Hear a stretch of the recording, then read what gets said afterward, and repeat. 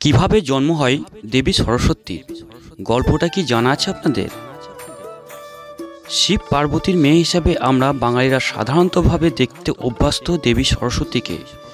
পুরাণ কিন্তু অন্য কথা বলেছে। বাগদেবীর সৃষ্টি হয়েছিল ব্রহ্মার মুখ্য গহ্বর থেকে। তাহলে আজ জানব এই পুরাণের সেই অজানা কাহিনী। ব্রহ্মার সকল গুণ একত্রিত হয়ে তা ধীরে ধীরে একটা নারীর আকার নিতে থাকে। এভাবে ব্রহ্মার মুখগহ্বর থেকে সৃষ্টি হয় দেবী সরস্বতী। মাঘ মাসে পঞ্চমী তিথিতে সরস্বতী পুজো হয় বলে এই দিন বসন্ত পঞ্চমী নামে পরিচিত। হিন্দু ধর্ম অনুসারে সরস্বতী বিদ্যা, শিল্পকলা ও সঙ্গীতের অধিষ্ঠাত্রী দেবী। কিন্তু কিভাবে এই দেবীর সৃষ্টি হয় সেই নিয়ে পুরাণে এক আশ্চর্য গল্প আছে। হিন্দু ধর্মের সর্বোচ্চ আসনে থাকা তিনটি দেবতার মধ্যে অন্যতম হলেন ব্রহ্মা। আর ব্রহ্মা, বিষ্ণু ও মহেশ্বর নিয়েই তিন মূর্তি।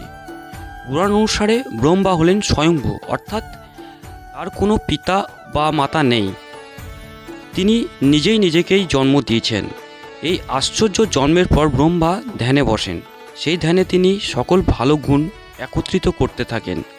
আর ব্রহ্মার সকল ভালো গুণ একত্রিত হয়ে তা ধীরে ধীরে এক নারীর আকার নিতে থাকে। এইভাবে ব্রহ্মার মুখ গহ্বর থেকে সৃষ্টি হয় দেবী সরস্বতী। ব্রহ্মার প্রথমে একটা মুখ ছিল, অত্যন্ত সুন্দর। সেই দেবীকে দর্শন করার জন্য ব্রহ্মার আরও 4টি মুখের সৃষ্টি হয়। পুরাণ অনুসারে ব্রহ্মা এই বিশ্ব ব্রহ্মাণ্ড সৃষ্টি করলেও নিজের সৃষ্টি নিয়ে তিনি খুব একটা সন্তুষ্ট ছিলেন না। সরস্বতী তাকে এই বিশ্বকে কিভাবে আরও সুন্দর করে তোলা যায় সেই সম্পর্কে পরামর্শ দেন। পুরাণে কোথাও কোথাও সরস্বতীর স্বামী হিসাবে বিষ্ণুর কথা উল্লেখ করা আছে, আবার কোথাও ব্রহ্মাকে সরস্বতীর স্বামী হিসাবে বলা হয়ে থাকে। পুরাণে এই কাহিনী অনুসারে একবার কোনো একটা অনুষ্ঠানে ব্রহ্মার পাশে সময় মতো এসে উপস্থিত হতে পারেনি দেবী সরস্বতী। সেই কারণে ব্রহ্মা গায়ত্রী নামে নিজের আর একটি স্ত্রী তিনি সৃষ্টি করেন। সেই জানতে পেরে অত্যন্ত ক্ষুব্ধ হয়ে ওঠেন দেবী সরস্বতী। তিনি ব্রহ্মাকে অভিশাপ দেন যে ত্রিমূর্তির অন্যতম হলেও মর্তলোকে ব্রহ্মার পুজো করা হবে না। এই কারণে শিব ও বিষ্ণু পূজিত হলেও ব্রহ্মা মন্দিরে সেভাবে কোথাও দেখা যায় না। পুরাণ অনুসারে বসন্ত পঞ্চমীতেই দেবী সরস্বতীর জন্ম হয়।